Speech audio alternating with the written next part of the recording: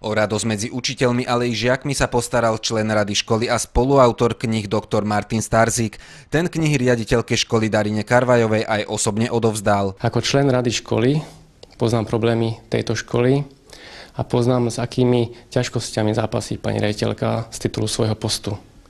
Preto by som chcel skloniť poctu a obdiv pani riaditeľke, s akým nadšením rieši každodenné problémy. A dúfam, že tieto knihy prispejú k prospešnosti a k obohateniu tejto školy. Musíme veľmi pekne poďakovať pánovi doktorovi, pretože nie je každodenným javom dostávať dary.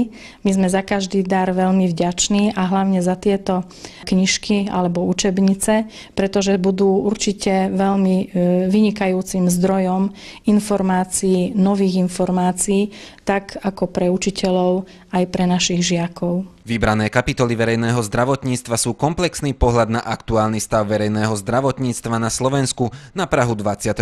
storočia. A keďže podobná literatúra za posledných 10 rokov komplexná nie je a nemapuje aktuálny stav, dovolil som si ako spoluautor tejto knihy osloviť pani riaditeľku doktorku Darinu Karvajovú, či by náhodou nechcela pár kníh do svojej zbierky pre svojich študentov a celý pedagogický zbor. Pokiaľ viem, tak žiadna učebnica nespracováva problematiku verejného zdravotníctva tak do hĺbky, ako práve tieto 4 diely. Takže vlastne zjednoduší prácu aj učiteľov, aj žiakov, ak budú potrebovať získať nové informácie.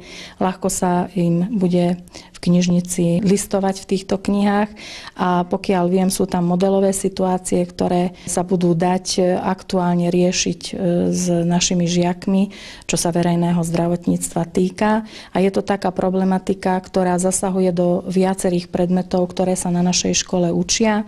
Sú to určite zdravie a klinika chorôb, organizácia zdravotníctva a preventívne lekárstvo. Vybrané kapitoly verejného zdravotníctva sa skladajú zo 4 dielov. Každý je jedinečný a pre študentov veľmi prospešný. Prvá kniha opisuje prozaický aktuálny stav slovenského zdravotníctva z pohľadu verejného zdravotníctva.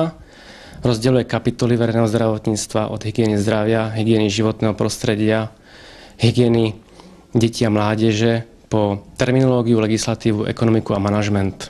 Druhý, tretí a štvrtý diel predstavujú modelové situácie vo verejnom zdravotníctve. Modeluje problémy a načrtáva ich riešenia. A to je vlastne pridaná hodnota tejto knihy, že nielen opisuje verejné zdravotníctvo, ale vlastne popisuje problémy a ich riešenia. To znamená, čitateľ nájde návod, ako aktuálne rieši problémy v rámci súčasnej legislatívy. To, že sa na Slovensku podobná kniha neobjavila dlhé roky, nie je iba vecou ekonomického charakteru. Dôvodov je viac.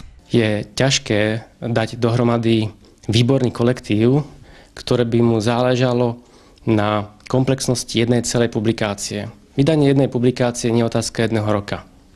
Musím povedať, že vybrané kapitoly verejného zdravotníctva napísali autori na čele s pánom profesorom doktorom Rovným, ktorý je kapacita vo verejnom zdravotníctve, a celý jeho autorský kolektív, kde sú sami docenti a profesori. Ja sa chcem touto cestou poďakovať pánovi profesorovi doktorovi Ivanovi Rovnému, že ma oslovil, aby som svojimi poznatkami prispel ako spoluautor do tejto knihy.